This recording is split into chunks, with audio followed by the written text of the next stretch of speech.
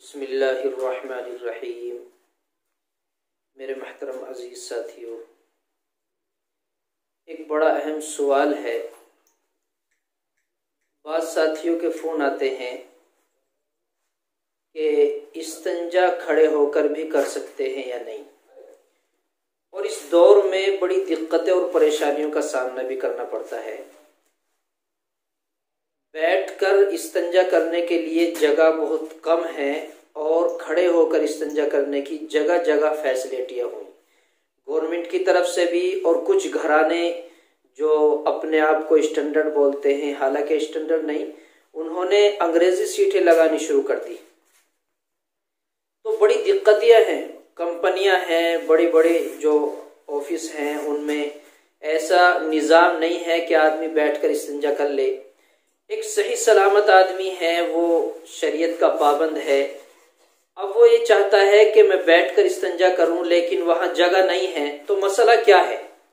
तो शरीयत की रूह से मैं आप हजरात को जवाब दे दूं। फतावा दारुल उलूम में दुर्रे मुख्तार के हवाले से किताबुत तहारत में ये मौजूद है। बाबुल इस्तिंजा में फसलुल अजनास, और ये दुर्रे मुख्तार की इबारत के अल्फाज मैं आपके सामने नकल करूंगा। फतावा दारुल उलूम के हवाले से सफ़ा नंबर 557 में ये मसला मौजूद है।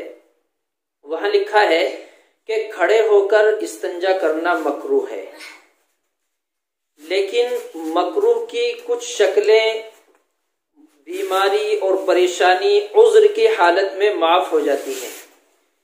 जैसे एक आदमी बीमार है, कमर में दर्द है या घुटनों में परेशानी है, बैठना उसके लिए नामुमकिन है, तो अब उसके लिए मकरूह नहीं है।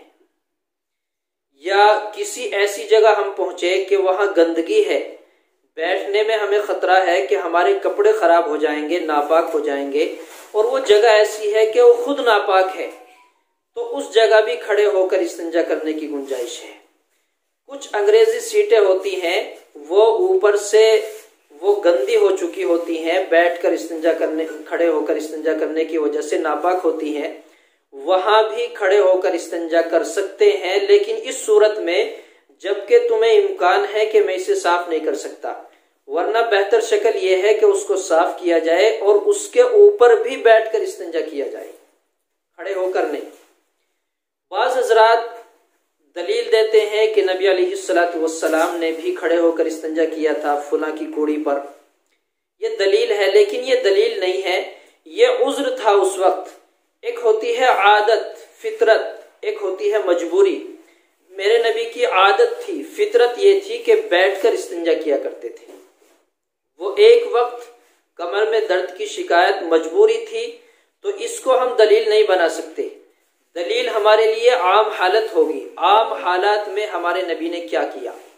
हजरत आयशा रावी है रजी अल्लाह ताला अन्हा, वो फरमाती हैं कि मेरे आका जनाब मोहम्मद रसूलुल्लाह सल्लल्लाहु अलैहि वसल्लम जब क़ज़ाए हाजत के लिए जाते तो बैठकर क़ज़ाए हाजत करते, इस्तिंजे से बैठकर फारिग होते, और इतने संभल कर बैठा करते थे कि कपड़ों को बिल्कुल ढांप लिया करते थे। हमारी बाज़ हज़रात की आदतें हैं, अल्लाह हिफाजत फरमाए। मैं सबसे ये गुजारिश कर रहा हूँ, खासकर मस्जिदों में इस्तिंजे खाने होते हैं, मस्जिदों में बने होते हैं, और बैठने से पहले पूरा सतर खोल लिया, बेअदबी हो गई, बेपर्दगी हो गई, गुनाह है। तो इसलिए इस हिसाब से बैठा जाए कि बैठते बैठते सिर्फ ज़रूरत की जगह से सतर खोला जाए। तो इन चीज़ों का हमें एहतियात करना चाहिए। मसला यहाँ यह था कि खड़े होकर पेशाब करना जायज़ है या नहीं, तो मैं आपको बतलाऊं, जायज़ और नाजायज़ का मसला यहाँ नहीं है, मकरूह है, सिर्फ मकरूह है। आम हालात में आदमी इस्तिंजा करे खड़े होकर तो यह मकरूह है, और मकरूह का जितना उसको गुनाह मिलना है मिलेगा, अदब के खिलाफ है। और दूसरे साइंस और डॉक्टरी एतबार से उसके मशाने में बीमारी बनने का खतरा है। तीसरे एतबार से मेरे आका जनाब मोहम्मद रसूलुल्लाह सल्लल्लाहु अलैहि वसल्लम ने इरशाद फरमाया कि खड़े होकर इस्तिंजा ना करो, क्योंकि पेशाब की छींटों का खतरा है। और दूसरी रिवायत में आता है कि जो बंदा पेशाब की छींटों से नहीं बचता, उसको अल्लाह तबारक व तआला अजाब में मुब्तला करेगा। बड़ी लंबी चौड़ी रिवायत है, मैं मुख्तसर बताऊं कि एक मर्तबा नबी अलैहिस्सलातु वस्सलाम का किसी कब्रिस्तान से गुजर हुआ, वहां देखा कि लोग एक कब्र से चीखने चिल्लाने की आवाज आ रही है, उसको अजाब में मुब्तला किया गया।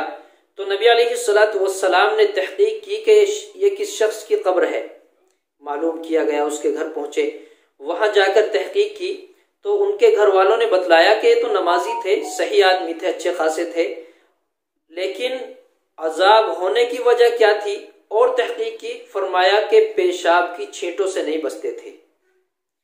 तो पेशाब की छींटों से ना बचने की वजह से अजाब कब्र हुआ उस शख्स को। तो इसलिए हमें बचना चाहिए इन चीजों से, खड़े होकर पेशाब ना करें। एक मजबूरी है, किसी तरह की उज्र है, बीमारी है, कोई खतरा है, किसी तरह एक मजबूरी के आलम में हम कर सकते हैं, बाकी आम हालत में बचने की कोशिश करें।